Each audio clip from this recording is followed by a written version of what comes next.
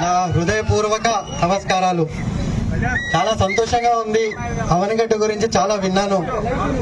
మా వైఫ్ కూడా దగ్గరే రేపల్లి నుంచి ఎప్పుడూ చెప్తూ ఉంటుంది. వాళ్ళ కజిన్స్ కూడా ఇక్కడ చాలా మంది ఉన్నారు. అవనిగడ్డలో బంధుత్వం చాలా ఉంది.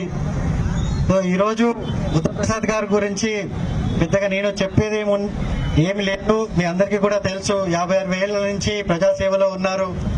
వారి కుటుంబం ఎంతో మంచి మనసు కలిగిన వ్యక్తి. మా ఫ్యామిలీకి కూడా చాలా క్లోజ్. సో చాలా సంతోషంగా ఉంది. ఆయనని మీరు దగ్గరుండి గెలిపించుకోవాలని నేను ప్రార్థిస్తున్నాను.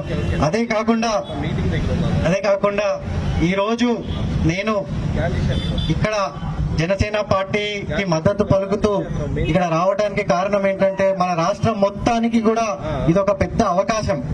అభివృద్ధి బాటన పట్టించే అవకాశం మీ అందరికీ ఉంది. మీరు దయచేసి ఆలోచన చేసి మంచి క్లీన్ గవర్నమెంట్ ఎవరు ఇవ్వగలరు? ఏ నాయకుడికి విజన్ ఉంది? పవన్ అన్న విజన్ ఏంటి? పవన్ అన్న విజన్ ఏంటో 3 గంటల్లో నేను తెలుసుకున్నాను. ఆయనకి చాలా ఫ్యూచర్ పైన చాలా విజన్ ఉంది. మన స్టేట్ ని 10 ఏళ్లలో ఎట్లా చూడాలని, మన యూత్ ఏం కావాలి. మనకి 50% population youth below the age of 40. So వాళ్ళకి ఏంటి ఉపాధి అవకాశాలు ఏంటి, మన రాష్ట్రం ఎక్కడికి వెళ్తుంది, అన్నిటిపైన ఆలోచన ఆయనకి ఉంది. దానికి ఒక విజన్ ఉంది. సో దానికి మద్దతుగా అలయన్స్ ఇప్పుడు వచ్చిన పార్టీలు, అదే కాకుండా సెంటర్ లో బీజేపీ, వాళ్ళ వల్ల మనకి ఎన్నో అభివృద్ధి ప్రాజెక్ట్స్ వస్తాయి. పథకాలు ఇంపార్టెంటే, కాదనట్లేదు.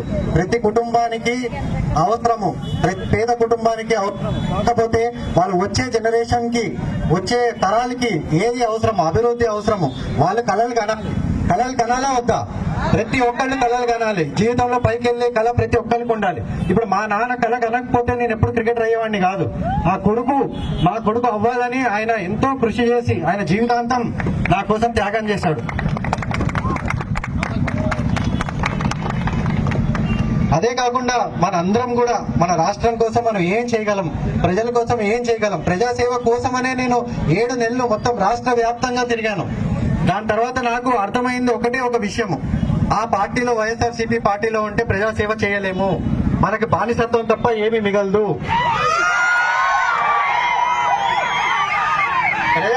ప్రజాసేవ చేయాలి, మనుషులకి సేవ చేయాలి. మీరు చెప్పండి, ఒక్క ఎంపీ ఎమ్మెల్యేతో మీకేమైనా పని అయిందా ఈ రోజు వరకు? వాళ్ళు ఏమి, ఎక్కడ ఉన్న వైసీపీలో ప్రతి ఎంపీ ఎమ్మెల్యే ఆయన కాలి కింద చెప్పులే. ఆయన ఎక్కడ వదిలితే అక్కడే ఉండాలి, మళ్ళీ వేసుకునేదాకా అక్కడే ఉంటారు. వాళ్ళతో ఏ పని అవ్వదు. సో మీరు దయచేసి ఆలోచన చేయండి. ప్రజల కోసము, మీ ప్రాంతం కోసము, మీ పంచాయతీ కోసము, మీ మండల్ కోసం ఎవరు చేయగలరు?